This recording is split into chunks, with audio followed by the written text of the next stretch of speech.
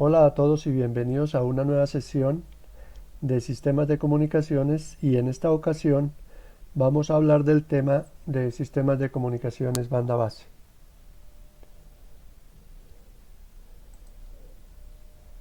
La temática que vamos a trabajar hoy son los sistemas de comunicaciones banda base, entre ellos pues el modelo. Vamos a ver cómo son el transmisor, haremos algunos ejemplos, un canal muy importante que es el radio eléctrico. Vamos a mirar cómo el ruido se comporta dentro de estos sistemas y especialmente en los receptores, y algunos temas específicos, dados que estos elementos son los que me permiten dimensionar un sistema, como es la densidad espectral del ruido, la relación señal-ruido y las figuras del ruido, que son las que debo evaluar para dimensionar un sistema de comunicaciones. Entonces, un sistema de comunicaciones banda base eh, tiene por objeto transportar información. También lo podemos llamar mensaje, señal inteligente, señal útil, señal deseada.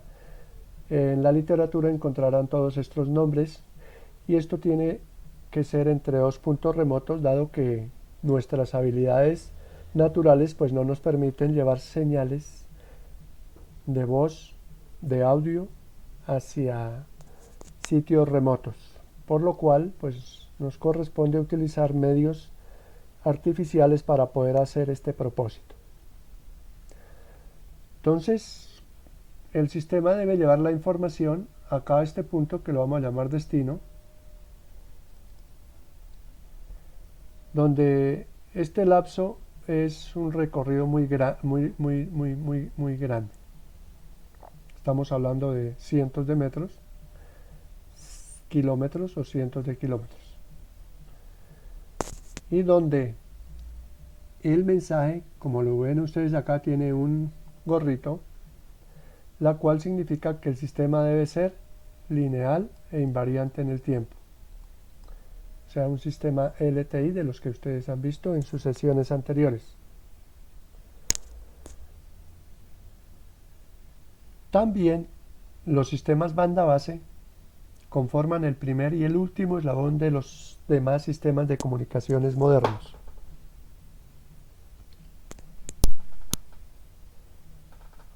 Por lo cual es de interés verlo en esta sesión, dado que esta banda base pues vamos a tratarla como analógica, pero también puede existir la banda base digital.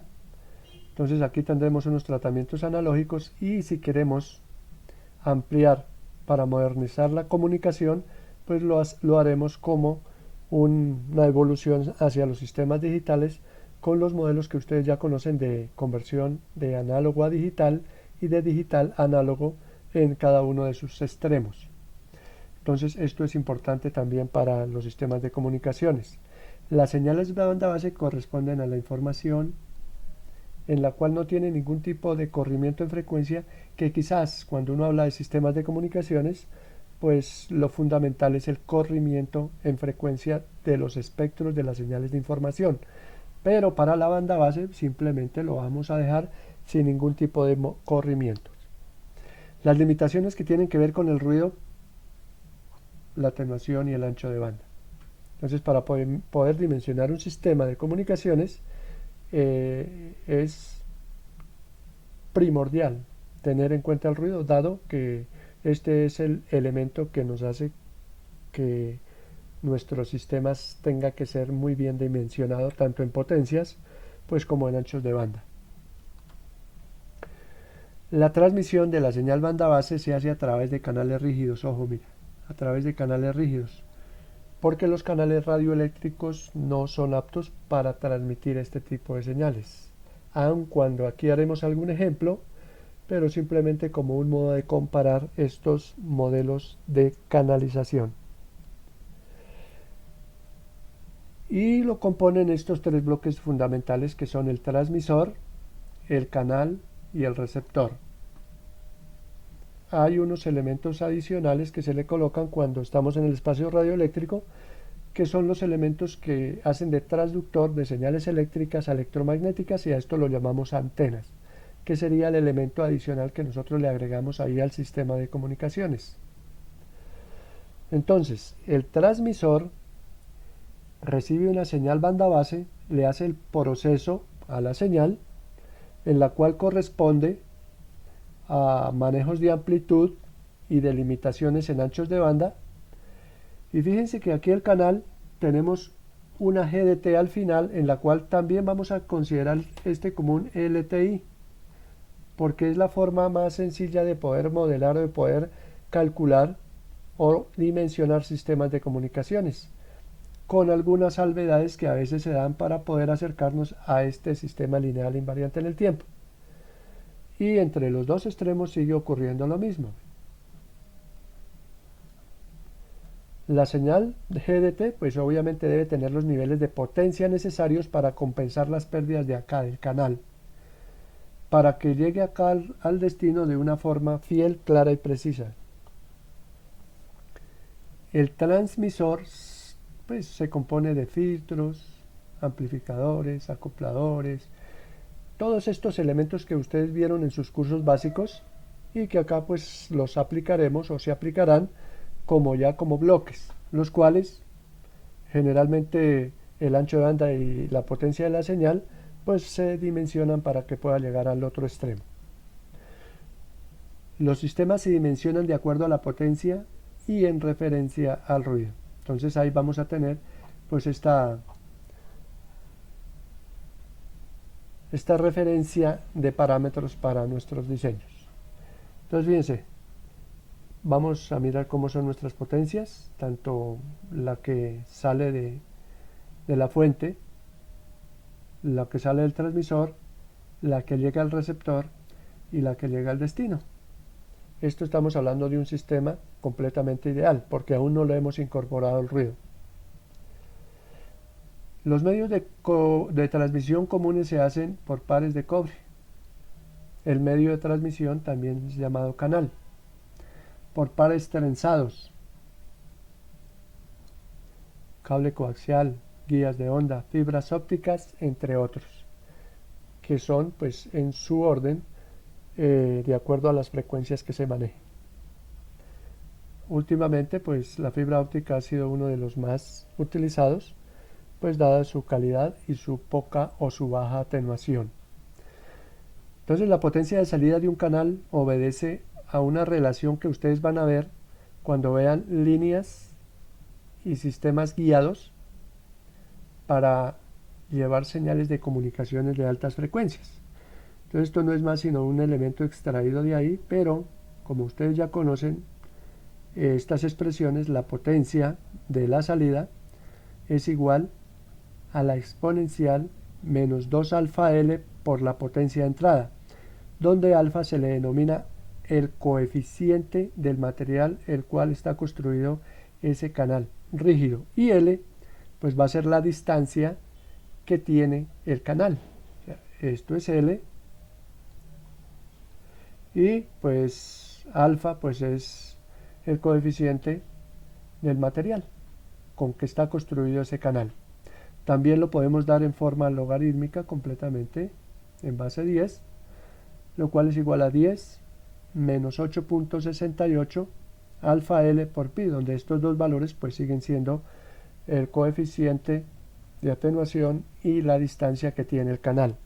Dado ya en forma de pérdidas o de atenuación, pues ustedes saben que la atenuación generalmente se da como la potencia de entrada sobre la potencia de salida. ¿Por qué? Porque la potencia de entrada es mucho mayor que la potencia de salida, y entonces me va a dar un valor positivo. Entonces estos valores positivos los llamamos atenuación o pérdida. Cuando yo digo tengo 50 dB de pérdida, bien. O cuando yo digo una ganancia de menos 50 dB, también está bien, sino que al uno se le llama ganancia y al otro se le dice atenuación.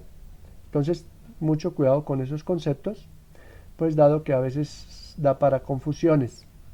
Entonces fíjense, esta es la P sub I, la que sale del transmisor, y la que entra al receptor es la P sub 0. o ustedes ya conocen la relación entre dos potencias, puede ser una ganancia o una atenuación. Vamos a mirar algunos cables comerciales que generalmente ustedes los van a encontrar en el mercado. Aquí traje diversos para diversas frecuencias, en las cuales los fabricantes ya ofrecen unos parámetros pues muy bien establecidos. Primero pues vemos las características. Aquí hay un tipo, hay unas referencias. Ustedes conocen que el AWG es un tipo de cable y de acuerdo al número pues tiene que ver con su grosor, pero también están caracterizados con algo especial que es la impedancia.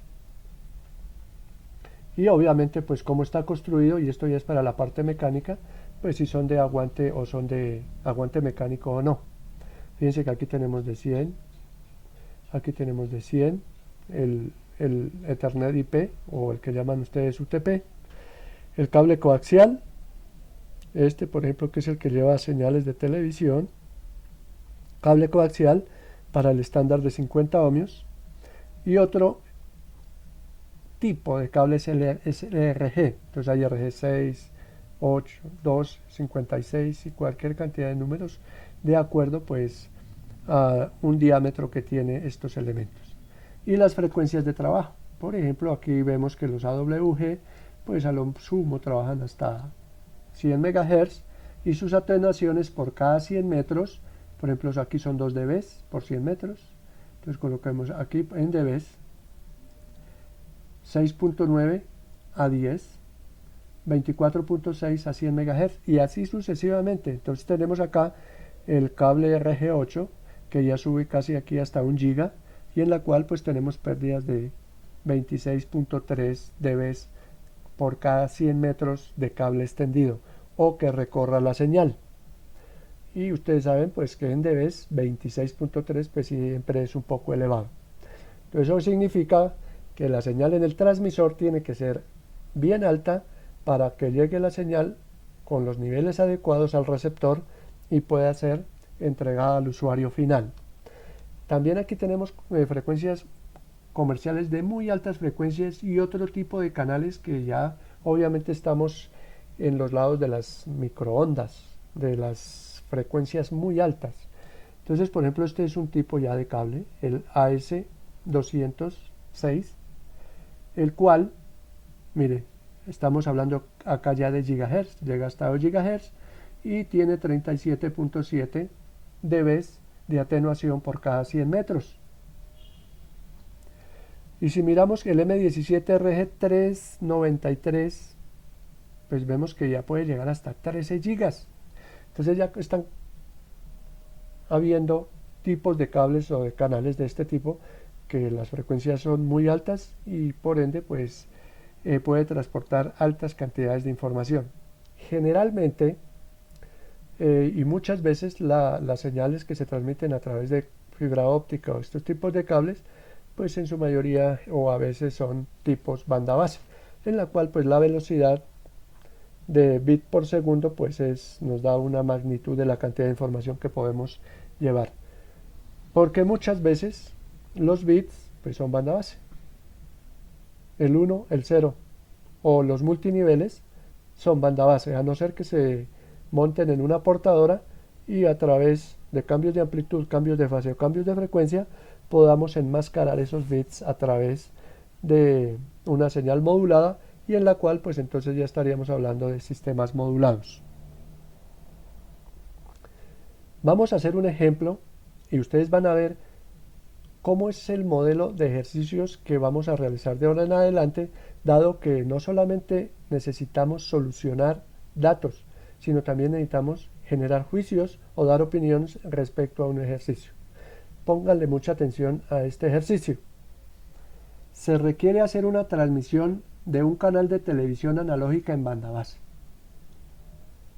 Vamos a suponer que lo podemos hacer a una distancia de 500 metros. Ustedes le solicitan que lleven una señal de televisión a 500 metros. Suponga que se tienen los cables mostrados en las tablas. Realicen el enlace y justifiquen las decisiones tomadas para la solución. Ojo, Entonces fíjense que aquí ya comenzamos a meterle unos elementos adicionales que tienen que ver mucho con algo que ustedes han visto y que pues yo les he amplificado, que es pensamiento crítico, y esto es tomar decisiones, tomar decisiones en conocimiento, tomar decisiones en razón y obviamente transmitirlas de una forma respetuosa, adecuada y con nivel. Entonces, lo primero que tengo que mirar es el planteamiento. Entonces, por eso, ahora en adelante, todos los ejercicios que ustedes presenten tienen que tener un planteamiento, porque el planteamiento me permite no solamente extraer los datos que están ahí en la propuesta del ejercicio, sino también tomar algunas decisiones que se deben de tomar y que no necesariamente debemos de tener todos los datos para poderlo hacer. Fíjense que acá solamente tenemos un dato, 500 metros, pero tenemos un superdato, ¿verdad? Un canal de televisión analógica y es en banda base. Entonces, ¿qué hacemos? Pues lo primero que tenemos que ir, vea, entonces yo comienzo a dar aquí mi filtro. El ancho de banda de televisión analógica es de 6 MHz. Aquí hay una A. Ah, pero entonces aquí está la A, mire. Ah, eso está dentro de las recomendaciones de la UITR en la sección BT804 o la recomendación BT804. Y ahí están todos los datos. Ay, me dicen que son 6 MHz el canal. Bien, ya tengo un dato.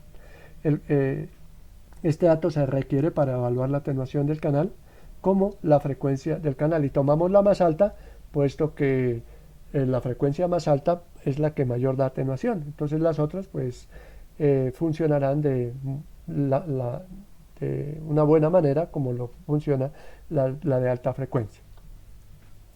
Otro dato que necesito es que debe haber un estándar que realmente mire, aquí vamos a analizar un poquito, mire, el ancho de banda de la televisión analógica es de 6 MHz. Esto significa que estamos hablando del canal.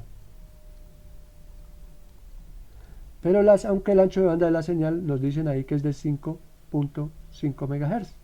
¿Eso qué significa? Que yo tengo un ancho de 6 y acá tengo que meter esta señal. ¿Por qué hay una diferencia de 500 o de 0.5 MHz? Porque resulta que generalmente, como los canales están pegados, acá hay un vecino que tiene otro. Entonces, si yo le doy espacio, pues mi señal puede que se pase un poquito, pero entonces no llega hasta el canal del siguiente vecino. Y si yo distribuyo mi señal acá nomás, pues el vecino lo hará acá y el otro lo hará acá y así sucesivamente. Entonces, pues tomamos 6 MHz para cuestiones del ejercicio. Otro dato fundamental es la impedancia estándar. No se les olvide que si nosotros no tomamos este parámetro, cuando vayamos a hacer la transmisión debemos de meter un elemento intermedio que es un acople si no tenemos en consideración la impedancia. Si tomamos, por ejemplo, un cable de 100, de 50, de 150 ohmios, entonces nos tocará hacer un proceso de acople. Y entonces, si nosotros miramos los dos elementos anteriores, acá, entonces miramos que yo tengo dos elementos. Este que cumple, mire, que es 78, está muy cerquita a 75, y cuando tomamos una desviación tan pequeña, pues las pérdidas no son muchas porque están muy cercanos. Y aquí tenemos otro cable coaxial, y como la frecuencia que hemos tomado es de 6 MHz, pues aquí no está, pero está 10. Entonces este me sirve. Acá no hay 10, pero está 50, pues obviamente que me sirve, porque como les comento, la atenuación para 50 es de 6.23 y obviamente para 6 MHz pues la atenuación será mucho más baja y el canal será mucho más eficiente. Acá tenemos que es 6.9,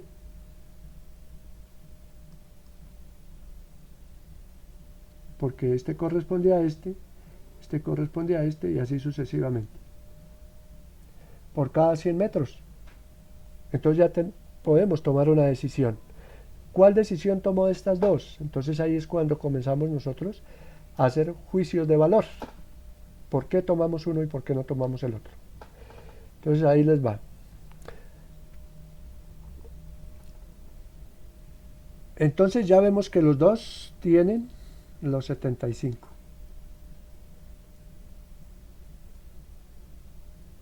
¿Qué?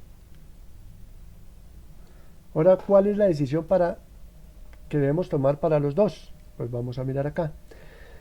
La frecuencia por encima más próxima es 10 MHz, ya lo dijimos ahí, para AW20, y la otra es 50. Entonces, ¿cuál tomamos? Pues resulta que ya ese parámetro nos vamos a la parte económica. ¿Por qué? Porque es que los dos cumplen. Y en la parte económica, esto ya se llama presupuesto, se elige el AWG20, dado que al no cubrir altas frecuencias para la solución está dentro de los parámetros. O sea, no me interesa que no cubra altas frecuencias. Si está para mi trabajo, pues está bien, mire. Está perfecto para mi trabajo. Entonces lo voy a hacer. Entonces, ¿por qué además tomo AWG20? Otra ventaja es que los cables entre menor ancho de banda de trabajo son más económicos. ¿Eso qué significa? Que el AWG20 en relación con el RG6 es mucho más costoso.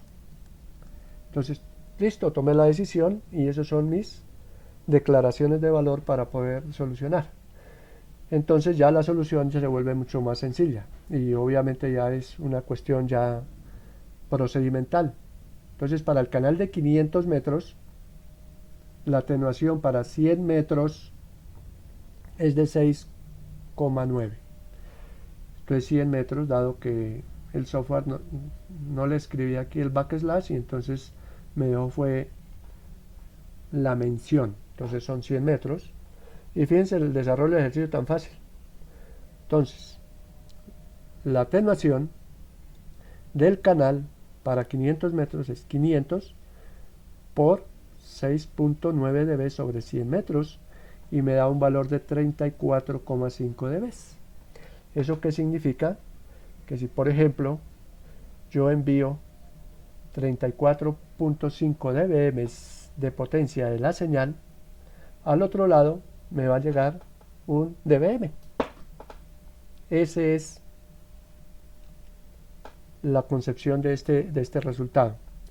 ¿Qué implica? Entonces, fíjense que aquí que seguimos dando más juicios de valor ya cuando tenemos la solución. Lo que implica que la atenuación es menor que 34.5, claro, porque resulta que como lo evaluamos a 10 MHz y realmente nuestra señal llega hasta 6 MHz, pues entonces ya sabemos, y veáis, dado que para 1 MHz la atenuación es de 2 dB para el mismo cable, eso significa que a menor frecuencia, menor atenuación. En conclusión, a menor frecuencia, menor atenuación. Y por eso pues nos sirve nuestro modelo o nuestro diseño. Entonces, estos son los modelos de ejercicios que nosotros vamos a construir de ahora en adelante, donde vamos a tener bastantes juicios de valor y tendremos que ir a la literatura, no solamente técnica, sino a la literatura también normativa, en la cual nos dan datos y nos permiten hacer ejercicios de este nivel. Bueno, aquí surge una pregunta que dice, ¿dónde se pueden consultar las normativas donde se indican los anchos de banda, por ejemplo, como el del ejercicio? Juan David, ahí en la literatura anterior mostré una recomendación de la UIT, quien es el que da toda esa información.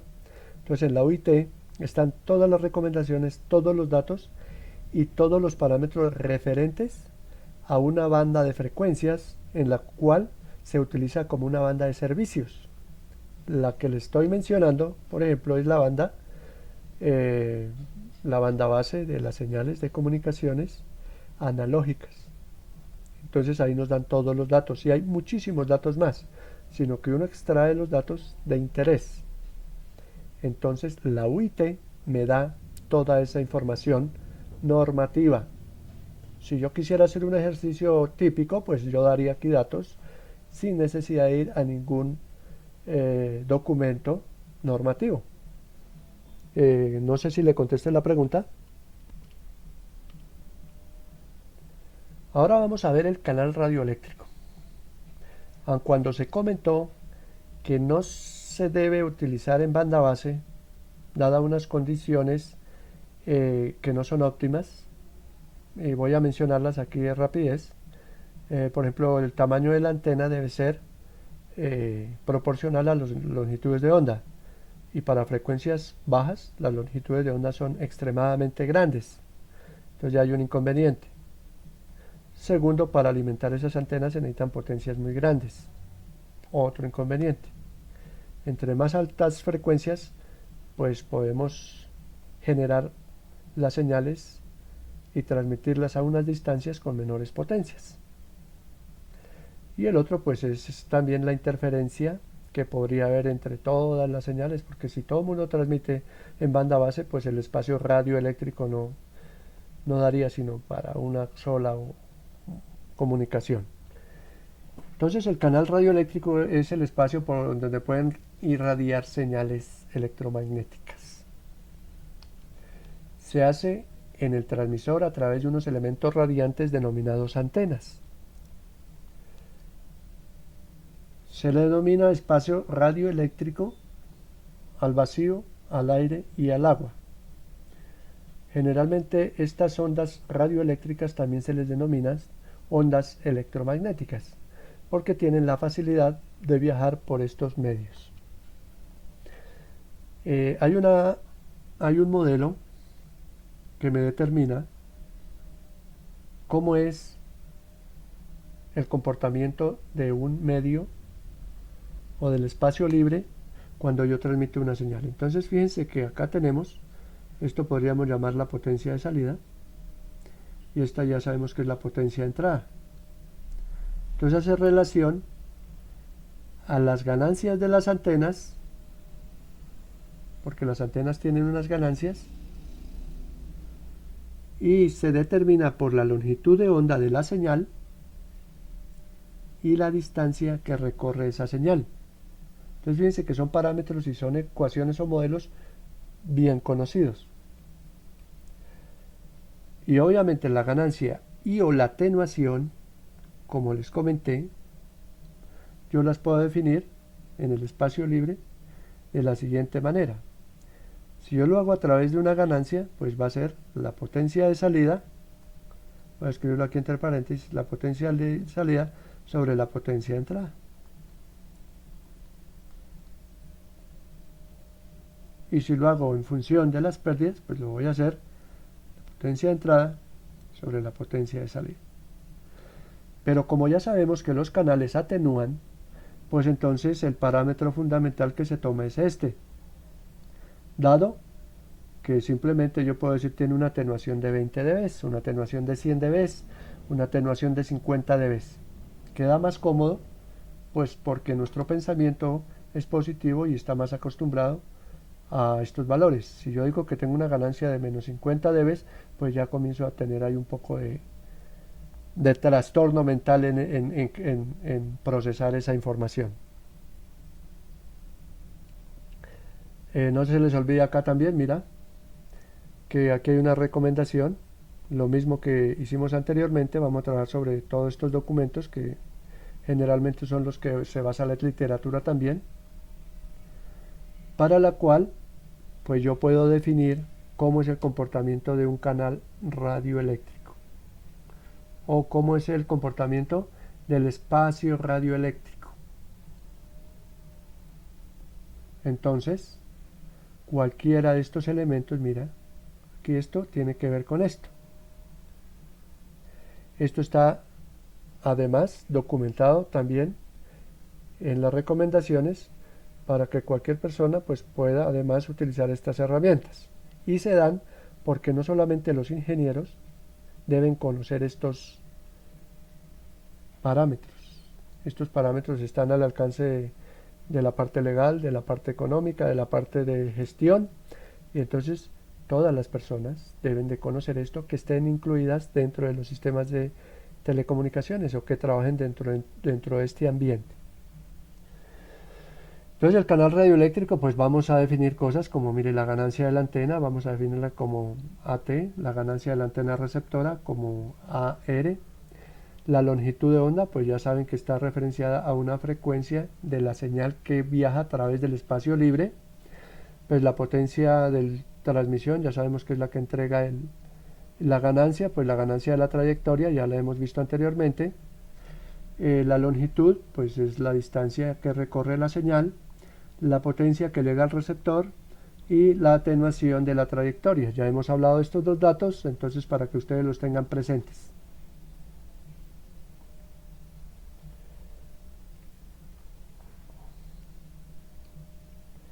Vamos a hacer un ejemplo.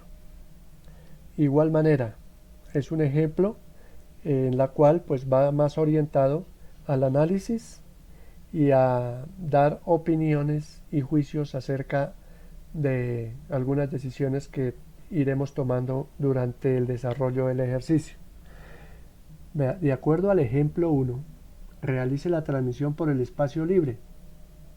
Ya sabemos que allá en el ejercicio 1 tomamos 10 MHz, pues vamos a tomar esta misma frecuencia como para que podamos comparar los ejercicios, de lo contrario no se podría.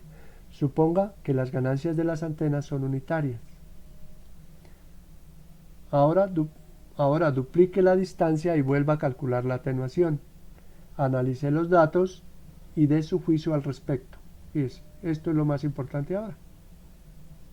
Claro, debe estar muy bien hecho y realizado también los cálculos y los ejercicios, porque de lo contrario, pues no tiene sentido hacer juicios o análisis si no está bien hecho la parte procedimental.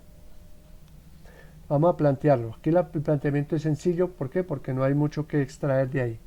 La trayectoria del enlace es de 500 metros. Ya lo sabemos por el ejercicio 1, el ejemplo 1. Al evaluar la atenuación con la frecuencia del ejemplo 1, la cual es de 10 MHz, y vamos a solucionarlo. ¿Qué es lo que necesitamos? Pues ya sabemos que la longitud de onda, y la longitud de onda pues la tomamos en referencia a los 10 MHz y a la velocidad de la luz, y en la cual nos da 3000 metros. Imagínense, si nosotros quisiéramos transmitir a través del espacio radioeléctrico, pues esto estaría un poco en contravía un poco a la técnica y a la teoría, dado que 3000 metros es la longitud de onda. Y las antenas deben de estar en proporción hacia arriba o hacia abajo de esta longitud. Por ejemplo, si yo tomara lambda décimos, pues estaríamos hablando de 300 metros. Entonces una antena de 300 metros tiene sus peros, pero como es un ejercicio teórico, pues vamos a suponerlo. Por lo tanto,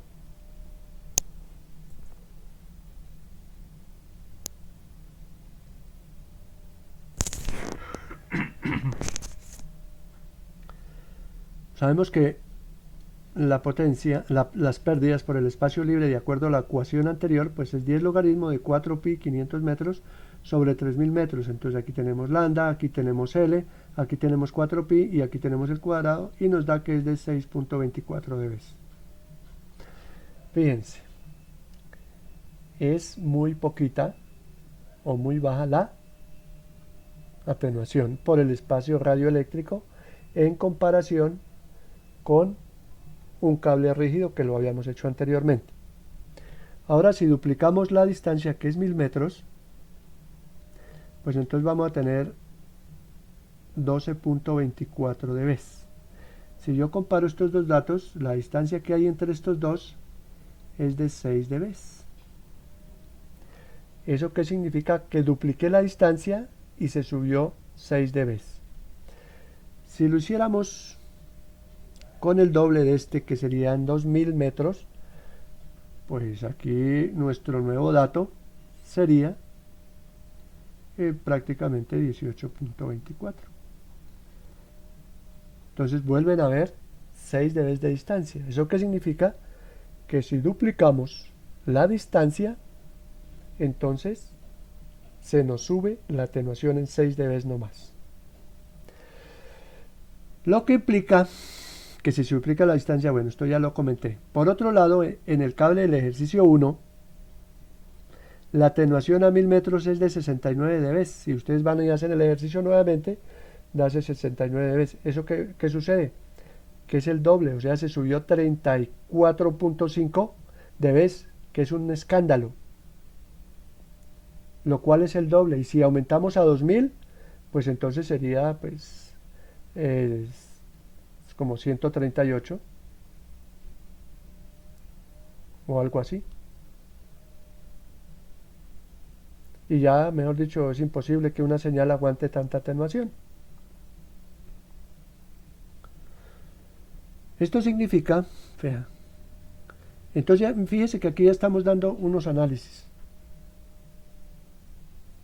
Lo que muestra y aquí la mayor conclusión, vea, lo que muestra una mayor eficiencia en transmisión de señales por el espacio radioeléctrico.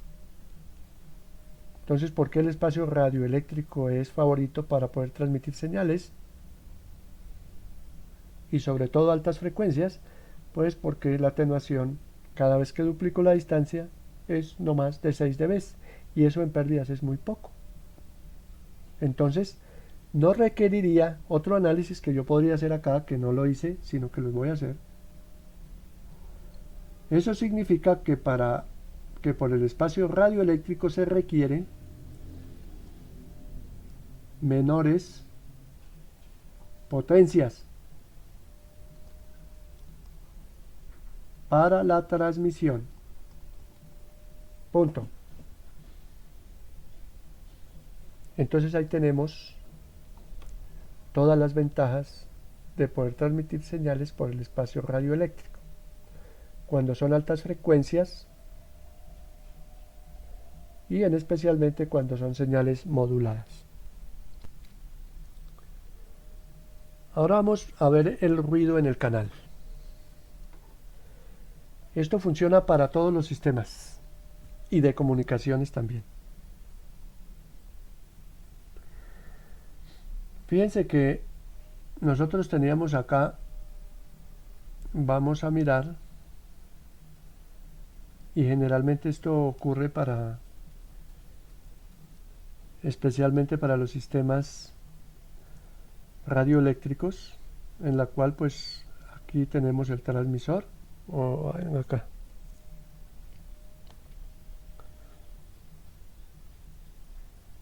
Acá tenemos el transmisor.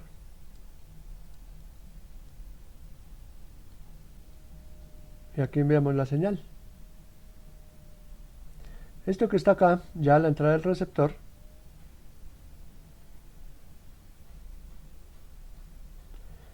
me representa la antenita que recibe esa señal. Entonces, la antena que recibe. La antena recibe mi señal, otras señales, y es su I de test, y mi señal Y de T recibe ruido, N de T, lo coge, lo envía y lo entrega aquí al receptor. Solamente hablamos de mi señal porque acá en el receptor hay un elemento que ustedes conocen que es un filtro que solamente me deja pasar HDT, pero el ruido sí está presente en todas partes, y este ruido pues pasa lo que deje pasar el filtro. Entonces el filtro, ¿qué hace? A eso se le llama un preselector, porque selecciona mi señal de interés, pero además parte del ruido que está dentro del ancho de banda de esta señal también pasa.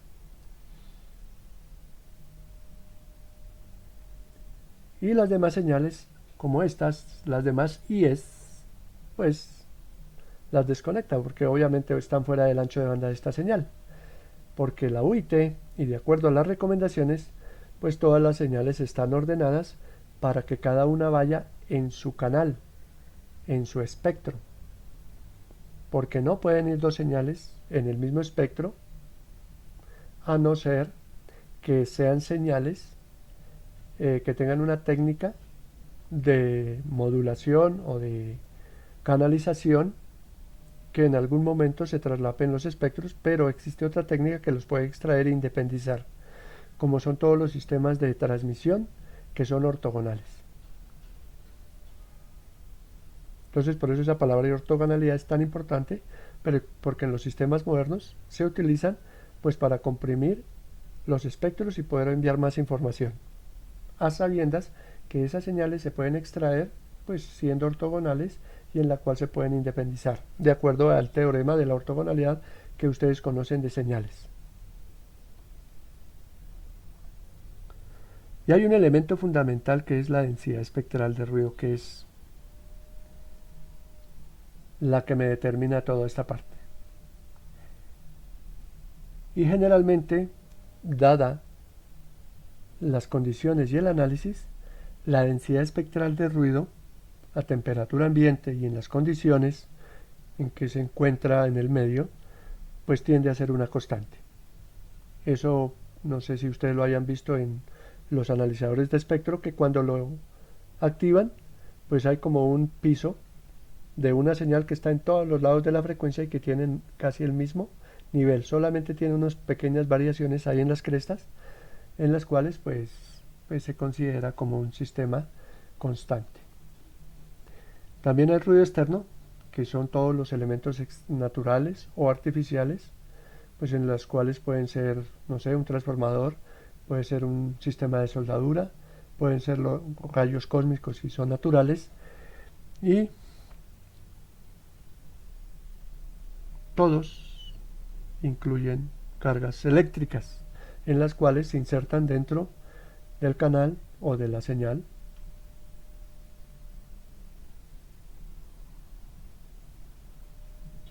y que en general pues conforman todo lo que nosotros llamamos ruido.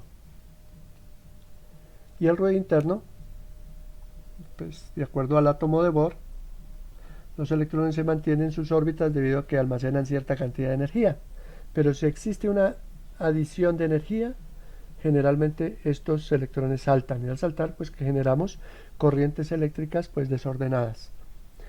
Si la energía disminuye, pasan a las órbitas inferiores, y si aumentan, pasan a las órbitas superiores cierta cantidad de energía. Entonces esto hace pues, que cuando hay un salto de electrones, por ejemplo de un átomo a otro, pues entonces comienzan a generarse las corrientes que nosotros denominamos ahí. Bueno, pero eso es un tema ya de la física cuántica, que ustedes de alguna manera tuvieron que tocar esos temas. Si la temperatura aumenta, pues aumenta la cantidad de electrones en diferentes sentidos, y eso es lo que hace que exista el ruido, y en especialmente pues el ruido en los canales. Fíjense que acá ya este NDT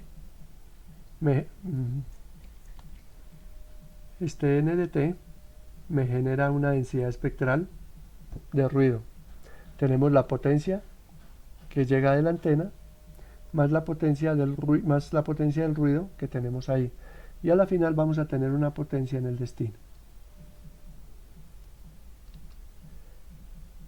Y el ruido térmico pues es la suma vectorial de todas las microcorrientes que hemos hablado anteriormente, y obviamente tiene mucho que ver también pues por la resistencia óhmica pues que produce el canal, que generalmente es un voltaje aleatorio, que ya lo vamos a mirar, en el cual pues conforma nuestra densidad espectral de potencia de ruido. Y un ruido pues que siempre se ha evaluado bastante, que es el ruido típico que se ha hablado, que es el ruido de Johnson, que se evalúa ya en los sistemas de semiconductores o en los sistemas de resistores, en las cuales yo puedo representar un sistema por una resistencia y una fuente que me generan todas estas microcorrientes que me forman el ruido. Entonces vamos a mirar aquí que la potencia promedio total del ruido pues se denomina gaussiano, que también es el ruido de Johnson, que es pues la que es la distribución normal que hemos visto, que generalmente también tiene pues el mismo modelo. Y ahí tenemos que se generan pues todos estos elementos para conformar la densidad espectral de potencia. Entonces fíjense que vamos a analizar aquí un poquito esta cosa. Si yo tengo un sistema, no se les olvide que yo tengo un sistema, siempre vamos a hablar de un sistema. Y un sistema se representa por una impedancia y por una fuente. Generalmente esa fuente, para el caso del ruido, pues es la que hemos comentado. Y él me genera una densidad espectral. No se les olvide que en lo que hemos hecho anteriormente, todo lo hemos hecho a través de sistemas acoplados. Entonces, si yo acoplo mi señal, tengo que alimentarla a otro bloque o otro sistema que también lo vamos a catalogar como una impedancia. Y esta impedancia generalmente la llamamos RA porque debe estar acoplada con esta R del sistema. Y si los dos están acoplados, pues obtengo pues la mayor transferencia de potencia. Y esto ocurre, ¿por qué? Porque también lo hacemos para la señal de interés. No se le olvide que los acoples generalmente se hacen para la señal de interés, pero el ruido también se acopla, entonces no hay nada que hacer. Entonces la densidad espectral de potencia que me llega acá, pues va a ser la densidad espectral de potencia acoplada. En general, esta señal de ruido, dada la distribución gaussiana, la potencia que me genera pues es el valor cuadrático medio. Y si ustedes hicieron ya sus buenos ejercicios, saben que eso coincide con este valor que nosotros llamamos la varianza al cuadrado. Y encontró generalmente los que hicieron todos estos análisis, entre ellos Bohr y otros personajes, y Johnson, que el valor cuadrático medio es igual a 2R, ojo, esto sin la resistencia que tenemos acá, pi por k por t al cuadrado sobre 3h. Esto es lo que denominamos la constante de Boltzmann, y esta que está acá es la constante de Planck. Cuando hacemos el proceso, o sea, evaluamos la densidad espectral o encontramos esta señal de acá que sería la BA de t, pues sabemos que es un divisor de frecuencias. Y haciendo el proceso encontramos que la densidad espectral de potencia, que es una señal en función de la frecuencia, es igual a kt sub n sobre 2, en la cual la constante de Planck desaparece, dado que generalmente para temperatura ambiente, aproximadamente que son 290 más o menos, lo que ustedes quieran colocarle, grados Kelvin,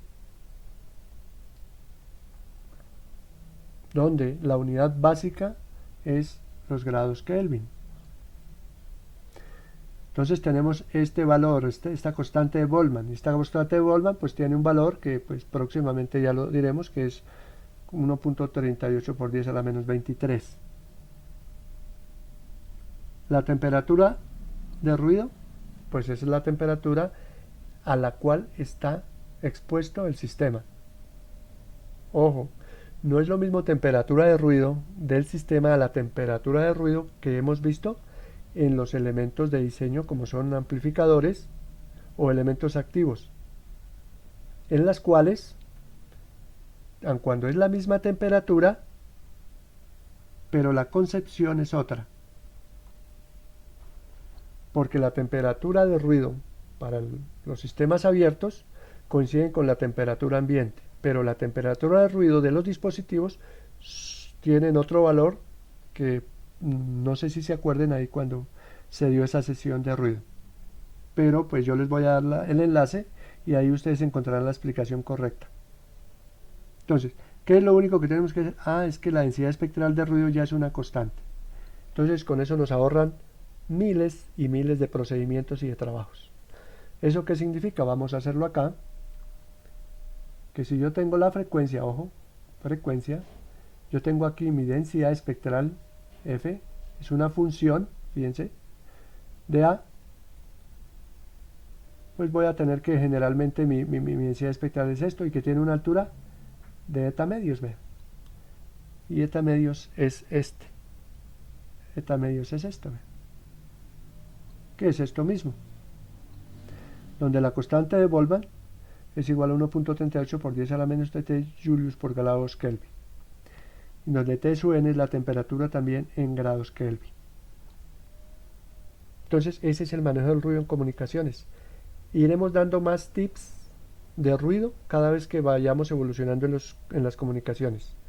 ¿Por qué? Porque hay elementos adicionales que se deben de tener en cuenta para poder modelar los sistemas y dimensionarlos en presencia del ruido.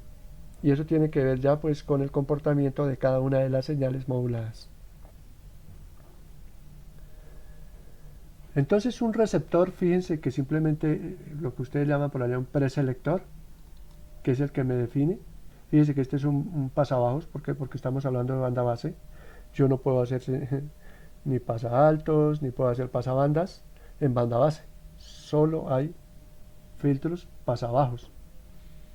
Porque todas las señales, por ejemplo, vamos a hacer acá, por ejemplo, una señal de televisión es esto, vean.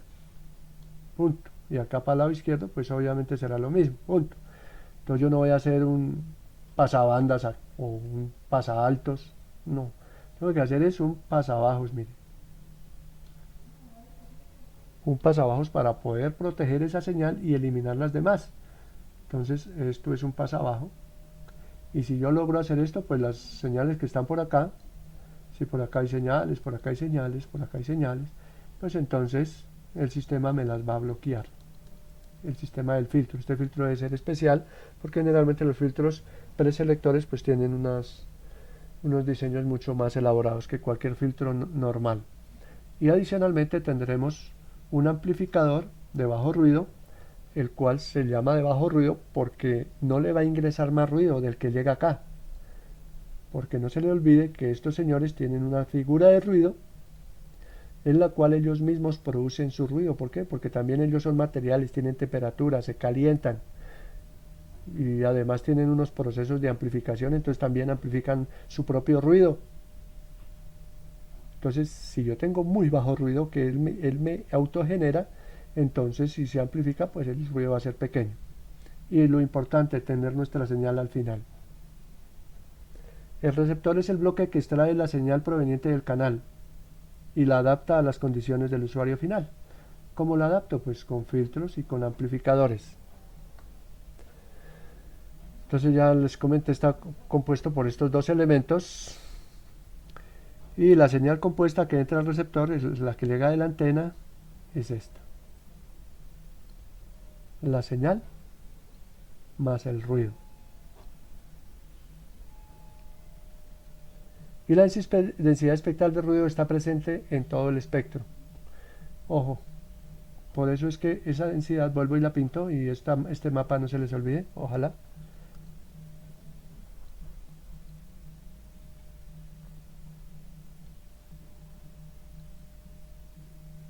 A ver, aquí con otro colorcito para que... Mire. Esto es eta medios. Está presente, sí. Vamos a suponer que por acá ya estamos en 2 terahertz. Sigue comportándose de la misma vaina. Aquí estamos, pongámosle a 1 hertz. Sigue comportándose de la misma forma, una constante. Esa es la característica del ruido en comunicaciones o en cualquier otro evento que tenga que ver con la electrónica. El ruido tiene una amplitud de eta medios, eso grábenselo para poder dimensionar todos los sistemas. Y tiene que ver con la constante y la temperatura. Entonces, como el filtro, mire lo interesante de acá. Vamos a hacer aquí un análisis porque ustedes tienen que hacer un análisis ya de todo el sistema. Ya han visto cómo se modela los canales y esto pues ustedes ya lo conocen, entonces simplemente es para que ustedes hagan algunas consideraciones y puedan generar también algún tipo de soluciones partiendo de estos conocimientos. Entonces, la potencia, acá mire, la potencia en D es igual a la ganancia multiplicado por la potencia que me genera la señal, mire mi potencia que me genera la señal que llega al receptor, por la potencia del ruido que llega al receptor, porque todo lo que entra tiene que ser multiplicado por su ganancia y limitado por el ancho de banda, mire. ¡Pam! Mire lo interesante de acá. Mucha atención porque aquí hay un análisis que ustedes tienen que amplificarlo o derivarlo para otras aplicaciones.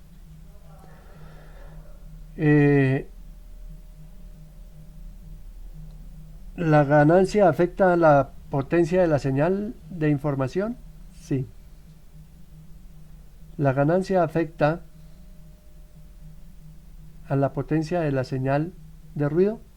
Sí. Van preguntas. Otra pregunta. El ancho de banda equivalente del filtro, que obviamente debe estar en consonancia con el de la señal, ¿será que me afecta a la señal de información? Por favor me contestan ahí en el chat. Pues lamento decepcionarlos a todos que contestaron sí, que el filtro no afecta a la potencia de esta señal, para nada. Y ese es el interés de un filtro, no afectar la señal. Si la llega a afectar, ahí sí es un problema. Un filtro no debe afectar a la señal de interés. ¿Por qué? Por lo siguiente. Si yo traigo una señal, si esta es mi señal que les he comentado acá, por ejemplo, vamos a mostrarla acá, y por acá viene otra señal, por acá viene otra señal, y así sucesivamente. Entonces, esto es esto. ¿Y qué debe haber acá? Pues acá, ¿qué debe haber? Pues simplemente debe haber lo siguiente, miren. Vamos a pintarla de otro color. A la salida, ¿yo qué debo tener?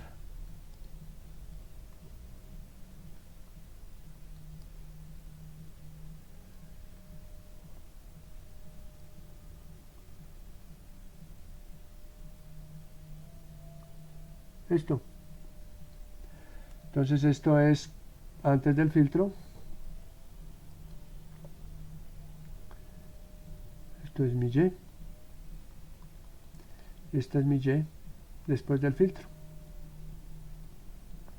¿Me afectó mi señal? No, para nada, es exactamente la misma. Para nada la afecta. Y gracias que no la afecte. Es que el filtro lo único que afecta es a las señales que están acá. Mira, a estas, a las que no me interesa.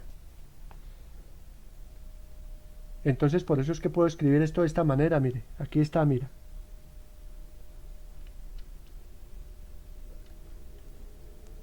No borramos. Entonces por eso es que yo puedo hacer esto, mira. Entonces, la potencia por la ganancia.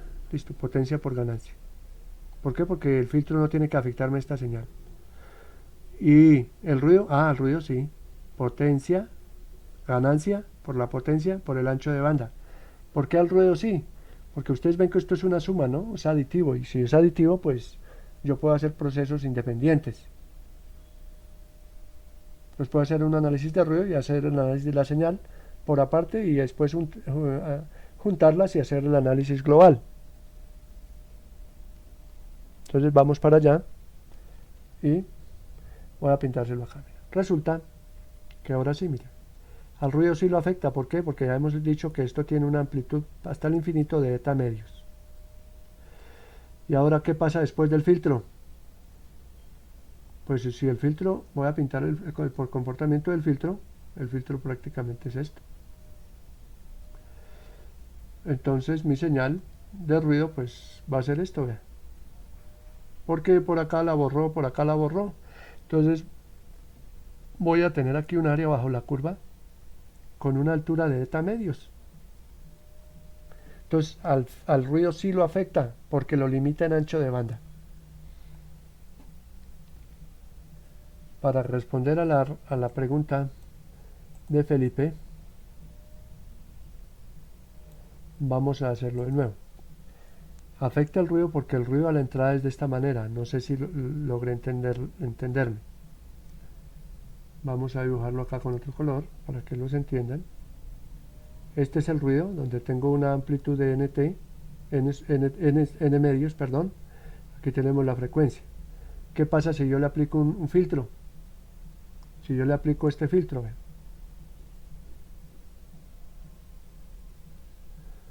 ¿Qué voy a tener a la salida? Pues a la salida pues simplemente voy a tener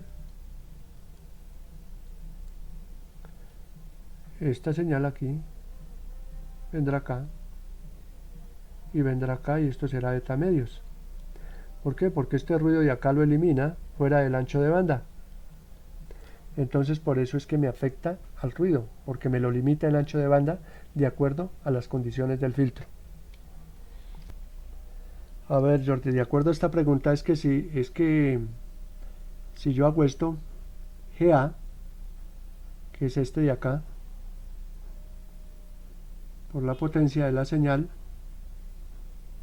por el B equivalente, como este filtro es ideal, pues tiene una ganancia de 1, y esto es como multiplicar por 1, entonces esto es igual a GA por PY, entonces no lo afecta, es lo mismo, al que afecta es al ruido. ¿Listo, Jordi? Ahora vamos a mirar un dato importante, que es la relación señal-ruido. Entonces fíjense que ya tenemos la señal compuesta, pero ahora la relación señal-ruido se me vuelve una comprensión sencilla. ¿Por qué? Porque pues hace referencia a una relación entre la potencia promedio de la señal útil o la señal de información y la potencia promedio del ruido. Pero anteriormente ya la tenemos, mire, o sea, ¿eso qué significa? Pues simplemente que para la salida del receptor, la densidad espectral o la relación señal-ruido será pues la potencia, no se le olvide que la potencia en el destino era igual a la potencia de Y en el destino más la potencia de N en el destino, ya la hemos definido anteriormente. Entonces esto es lo mismo que decir la potencia de Y en el destino sobre la potencia de N en el destino. Ya está filtrada y ya está amplificada. Entonces eso me permite de alguna manera poder tener fácilmente mi relación señal-ruido, aun cuando aquí ya veo un error que se me olvidó corregirlo, y lo vamos a corregir, y qué bueno que hayan errores para que ustedes se den cuenta que todo esto es igual. Mire, vamos a traer la sesión anterior y lo vamos a hacer de nuevo. Entonces, no sé, ayúdenme a acordarme. En el destino es GA por PY. Dale cuidado y verá. Entonces esto es igual a GA por PY. Y aquí en el denominador es GA, el ancho de banda, por la constante de Boltzmann por la temperatura equivalente. Y se me olvidó que estos dos se van, vea. Entonces fíjese lo interesante. Entonces sigue siendo PY sobre B por K por T sub N. Entonces para que aquí faltaba un G sub A y se van estos dos, para que me quede P sub Y sobre P por K por T sub N. ¿De acuerdo?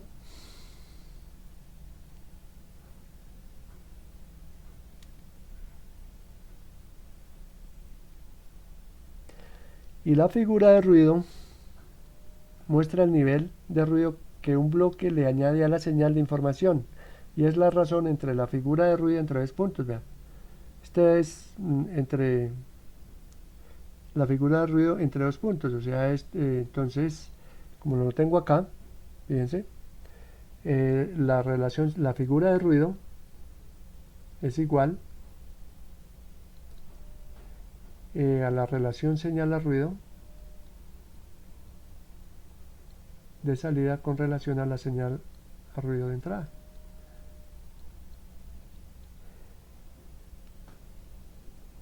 Entonces vamos atrás y miramos cómo sería esta cuestión. Entonces fíjense que aquí en este punto tenemos, o en este punto, la relación señal-ruido. Voy a hacer aquí unas consideraciones para que lo tengan presente. Aquí habrá una relación señal-ruido. En cada punto hay una relación señal-ruido porque está la señal. Acá esta será en el destino. Esta será en la entrada del transmisor, del receptor, perdón. Y esta será la salida del filtro. Fíjense que la relación señal-ruido, acá vamos a hacer un ejercicio rápido. Ejemplo. La relación señal-ruido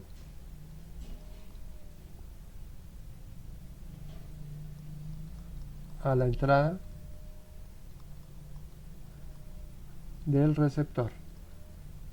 Entonces, primero, ¿qué hacemos? Ya conocemos la potencia de la señal. Ojo, P sub Y. Ahora vamos a evaluar la potencia del ruido. Vamos a hacerlo por aquí en este lado. Mire, siempre hagan gráficas, que las gráficas ayudan mucho. Vamos a utilizar aquí un color cualquiera. Eta medios. Mire lo interesante. Y ahí está definido anteriormente que la potencia de cualquier señal en frecuencia es igual a la integral desde menos infinito a infinito de la función que es la densidad espectral de f por df. Entonces necesito que me contesten a qué equivale esta potencia de ruido aquí a la entrada del transmisor, sabiendo que tenemos esta función. ¿A qué es igual la potencia de ruido? Por favor, urgente. Ahí me lo dicen por el chat. Bueno, entonces vamos a solucionar esto. Si no se aplica la lógica y no se aplica el razonamiento, es muy difícil llegar a soluciones.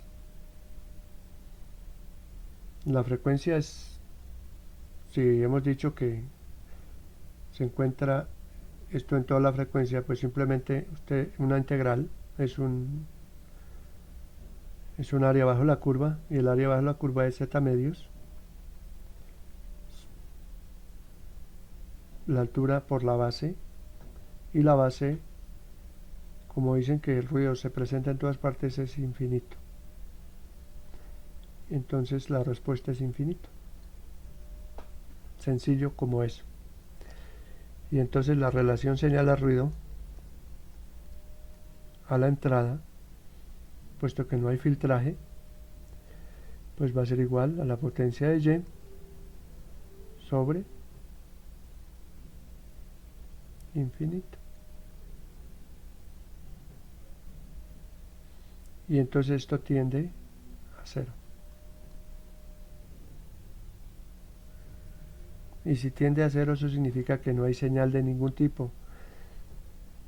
O sea que hacer un análisis de ruido acá a estas alturas no es eficaz, dado que no hay un filtro y no hay una limitante del ruido. Entonces por eso los análisis de ruido se hacen dentro del sistema, como acá y como acá.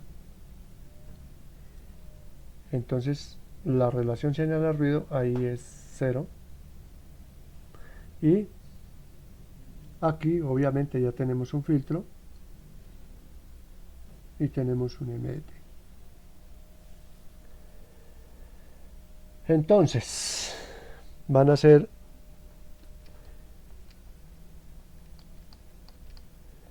dos talleres. Dos ejercicios, perdón. Van a suponer una señal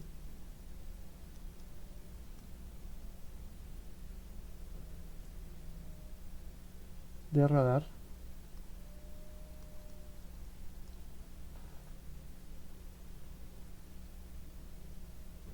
no voy a dar datos para que ustedes lo averigüen, ya les enseñé cómo se debe de afrontar un ejercicio. Suponer una señal de radar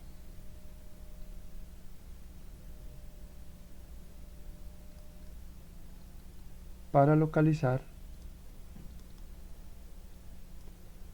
un objetivo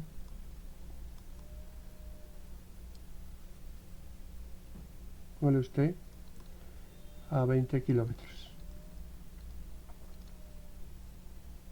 Suponer una señal de radar para localizar un objetivo a 20 kilómetros.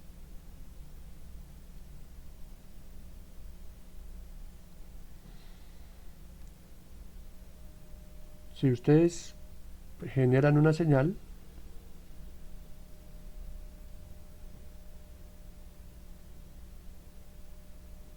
deben evaluar atenuación y la potencia de la señal a la vuelta o de regreso.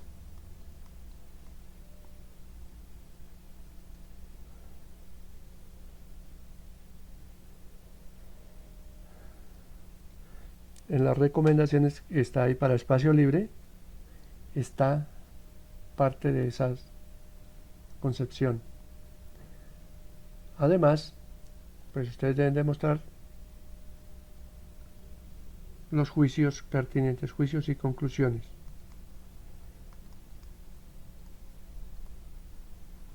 Y el formato pues es el que se está dando, está aquí dado en los ejercicios. Esto es uno. Y el segundo, completar el ejercicio, los ejercicios, los ejemplos. Si la señal de MDT da una potencia, póngale ustedes de 10 dBm. Entonces hacen transitar toda esa señal a través de ese espacio. Cómo es el comportamiento y cómo es la relación señal-ruido en el destino. Listo, eso es el taller. ¿Preguntas?